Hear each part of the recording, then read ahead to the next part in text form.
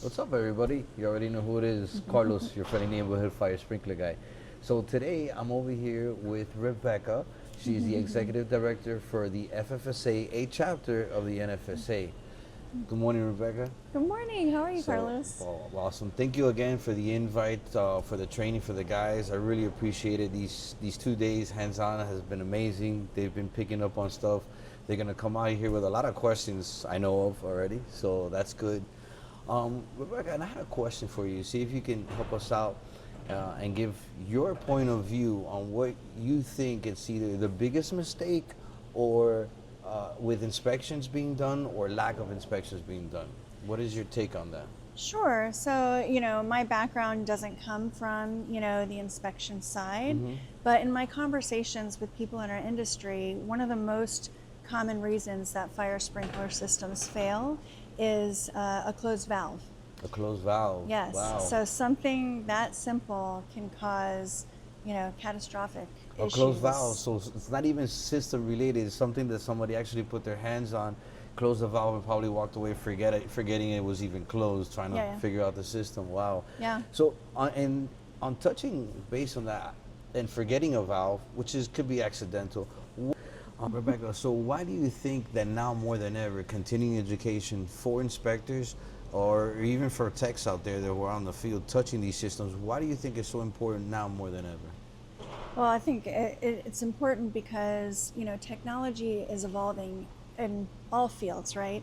But especially in life safety, it's so important for these guys and these companies to invest in the up-to-date training, and that's really what we're trying to provide, is make sure that these guys out in the field know best practices in our industry, are current with the up-to-date codes and technology that can make sure that we're keeping our communities and businesses safe.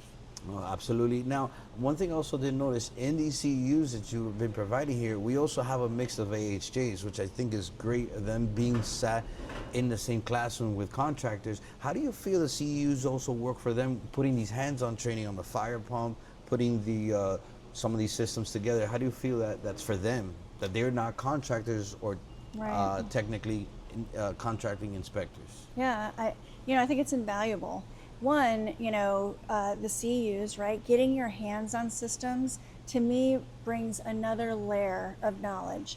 And it also just kind of helps with perspective, right? Right. Anytime that we can have an understanding of where someone else is coming from and their viewpoint, I think it's going to help us be better at our jobs. And so them coming in and learning alongside inspectors is really helpful, not just in the education, building perspective, but also in partnerships. This is a partnership, and together we're making the safest, environments. So when we can work together and we bring that into our CEUs, I think it ends up extending out into the field.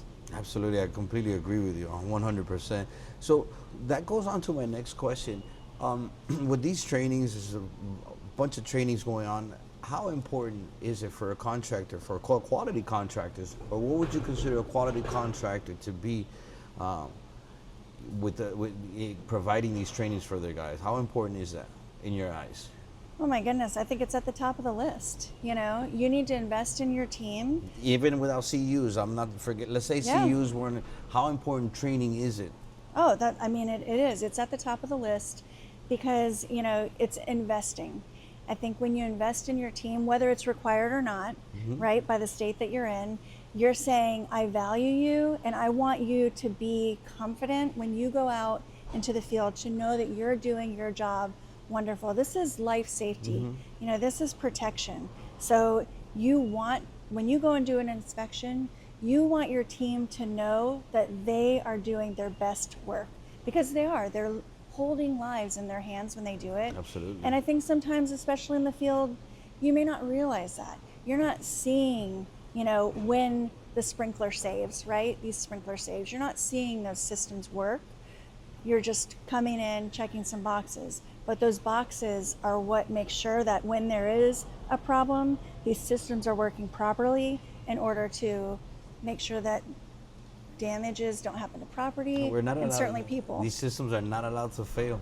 Right. We're the ones that they gotta be first. 100%. They're the ones that have to be working 100% of the time. Yes. And with all the relationships now and the people that you've met and how every day I'm sure you learn something else about this industry. Where do you see this industry in the next 5 to 10 years? Well, I'd like to think that Florida's kind of leading the way in that. So just like this training has been for these past 2 days, the hands-on learning and the gamification of it, playing some games, doing a little trivia, getting those little swag rewards. I think what that does is it takes the pressure off. There's no test. It's more of a back and forth, and it gives the availability for people to ask questions. And I think that's really the direction for the next 5 to 10 years, is continuing to understand how we learn knowledge and making environments where it's fun and engaging. And there's an open space for people to ask questions and not feel like they have to have all the answers. Right. Because I think when we give, people the opportunity to learn in a safe space that doesn't feel threatening or, embarrassing, I think that's when they really embrace it. So that's what I think the future looks like, and that's what we're going to continue to do in Florida, is push that needle towards engaging learning that's really fun, but also keeps these guys in the know about what's happening in their field so they can do their best work. So I think what you guys are doing, to get that word out there, not just to industry people, but beyond that, I think what that does is it really starts to just illustrate the need for fire safety, for fire sprinklers. It's things that people didn't know before. But when you're getting out there and you're showing them, one, all the training that we're doing to make sure that our guys are at the top, of their game, but also just that fires happen. These things are needed safety things to make sure that our businesses and our homes are safe. So my hope is that as we continue to partner, it brings that awareness so that we can continue to get even more codes and requirements that really breed safety. I really appreciate you noticing that and noticing our efforts. It really does mean, and I'll tell you what, from having my guys here, for what I've seen so far, I really appreciate the opportunity that FFSA and FFSA have brought here down to South Florida to have this hands-on training. I love it. I think that right now it has helped us as a brand step it up to another level. And I'm motivated to see the guys in different training, learning same systems but in different ways. So I really appreciate the time for that. Thank you for putting all this together. No, thank you. I'm so glad you had your guys here, and I'm just so excited for our partnership. Awesome. Thank you. Likewise. Thank you.